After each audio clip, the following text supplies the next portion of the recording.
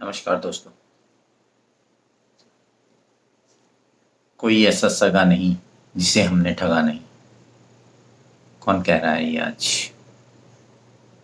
हमारे सर्वशक्तिमान अमेरिका बहादुर।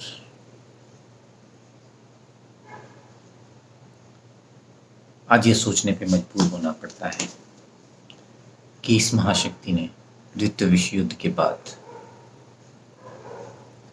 जिसके साथ भी पार्टनरशिप की है, वहां जब तक तो इनका अपना स्वार्थ सिद्ध होता रहा, तब तक भी ये उसके साथ रहे। स्वार्थ सिद्ध होने के बाद ही या उसकी उपयोगिता कम होते ही ये लोग आंख दिखानी शुरू कर देते हैं। हर एक देश के साथ इन्होंने ऐसा ही किया है। इनकी स्ट्रेटजी ये है कि फॉल्ट लाइंस को आइडेंटिफाई करो, फिर किसी एक पक्ष कोशिश करो वो कमजोर पक्ष हो, उसके साथ खड़े हो जाओ, उसके कंधे पे हाथ रखो और उसे कहो चलो आगे बढ़ो, हम तुम्हारे साथ हैं। और जो कन्फ्लिक्ट बढ़ता जाए, अपना स्वार्थ सिद्ध होता जाए, तब तक वहां रहो। और जैसे ही अपना स्वार्थ सिद्ध हो जाए, वहां से निकल जाओ। तब तक वो दोनों प्रतिद्वंदी इतने कमजोर हो चुके होते हैं, उनको कुछ समझ में नहीं आता। और इसी तरह से ही किसी भी उभरती हुई अर्थव्यवस्था हो, देश हो या कोई इलाका हो, रीजन हो, वहां ये घुसते हैं, कॉन्फ्लिक्ट पैदा करते हैं और फिर दोनों जब लड़कर अधमरे हो जाते हैं, दुर्बल हो जाते हैं, वहां से निकल लेते हैं। छोटे रीजन्स की बात ना करूं तो बड़ा कॉन्टिनेंट की बात करूं तो इन्होंने चाइना के साथ दोस्ती करी, खूब उसे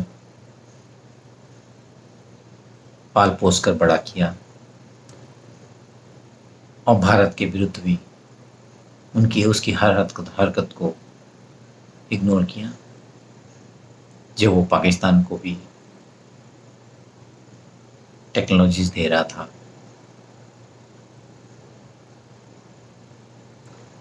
तब भी इधर उधर बगले झांकते रहे, क्योंकि भारत का जुड़ाव ज़्यादा रशिया के साथ था। और जब इन्हें अचानक दिखा कि चाइना बड़ा होता जा रहा है, हो सकता है आने वाले कुछ दशकों में इनके बराबर समकक्ष खड़ा हो जाए, तो इन्होंने अचानक उसको पटका और भारत के साथ वहां खड़े हुए। Strategic partner.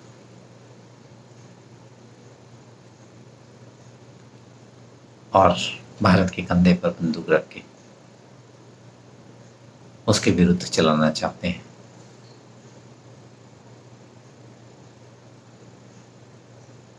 लेकिन इसके साथ साथ इनको ये भी डर है कहीं भारत इतना स्ट्रांग ना हो जाए, कल को इनकी प्रभुसत्ता को चुनौती दे दे, तो उसका भी इंतजाम करना है।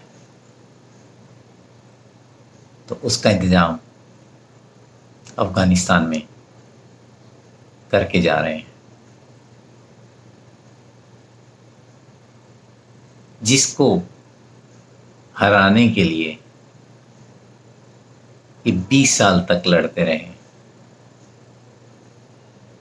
उससे थोड़ा पहले जाएं तो उन्हीं को साथ लेके रशिया को हराया, फिर उनको हटा के दूसरे पक्ष के साथ गवर्नमेंट बनाई, 20 साल तक उनको तबाह किया और फिर अचानक चाइना इंडिया के परिप्रेक्ष्य में भारत की बढ़ती हुई ताकत का भी कुछ इंतजाम करना था। चुपचाप डील करके वहां से निकलने की कोशिश कर रहे हैं, निकल नहीं पाए। और इनकी समझदारी का परिणाम अब ये है कि इनके 10 कमांडो की मौत हुई, जो कि अपने आप में एक बहुत महत्वपूर्ण घटना है, जो कि इनके प्लान के हिसाब से शायद नहीं हुआ। इनका प्लान यहाँ थोड़ा गड़बड़ हो गया और शायद इनके प्लान की भनक भारत को भी, रशिया को भी लग गई।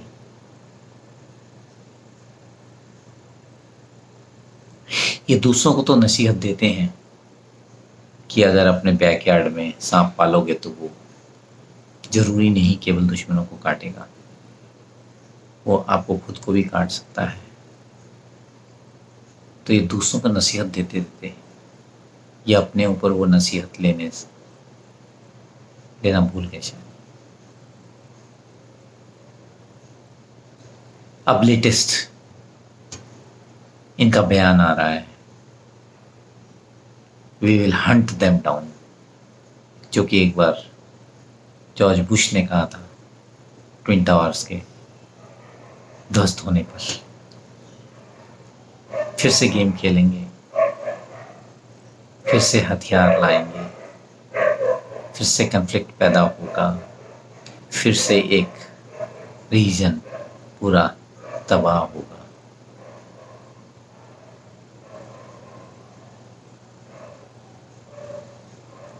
ये खेल खिलाते हैं और नीचे खिलाड़ी खेलते हैं।